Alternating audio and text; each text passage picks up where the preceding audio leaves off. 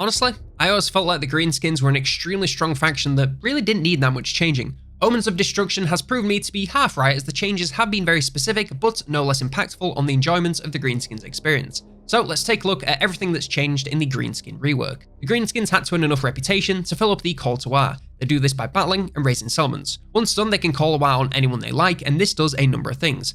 Firstly, it causes all of their armies to start doubling in size, with partner armies going wherever they go. Secondly, they gain some buffs and bonuses depending on which Greenskin deity they dedicate to. And thirdly, if they manage to finish the Waaagh whilst holding their target's capital, they'll gain a trophy until their next Waaagh, granting them bonuses depending on the target and their strength rank.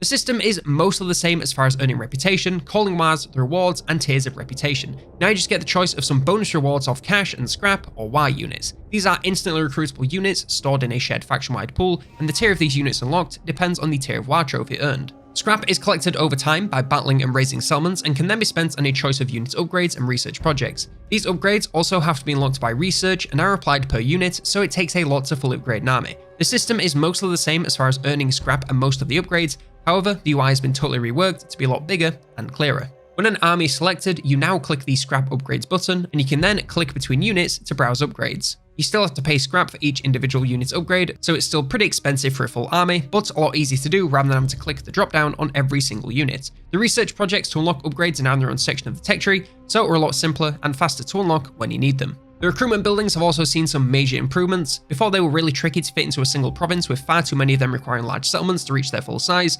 Now the majority of the military recruitment buildings are only tier 3, allowing you to fit everything into a single province much easier and get access to better units earlier. As I said, the scrap projects have been moved to their own area of the tech tree, and the rest of the tree has also been rearranged to make things flow a little bit better. That said, it's still quite the scroll fest, so keep that mouse wheel handy. And the 5 Greenskin factions have also seen some minor changes to each of them. Grimgor's Ardboys is dropping faction-wide movement bonus to gain a little bit more post-battle loot. His own army now gains extra movement range after winning a battle, and Black Orcs no longer receive any stat bonuses other than causing fear.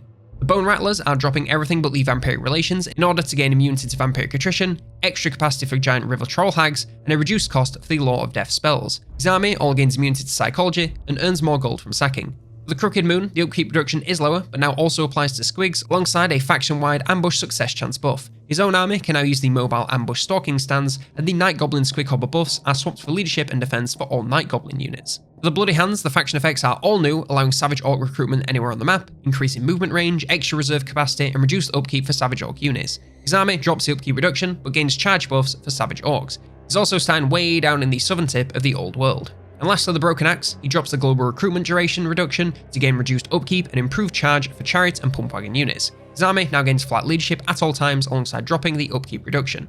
And that's all I have on the Greenskin rework coming with Omens of Destruction, as well as the free content coming with the DLC. Don't forget to check in on Sunday so you don't miss everything there is to know about the 3 DLC lords and their factions. Like, subscribe, and if you want more DLC videos, then check out this one all about the new Greenskin units coming alongside Gorbad Ironclaw.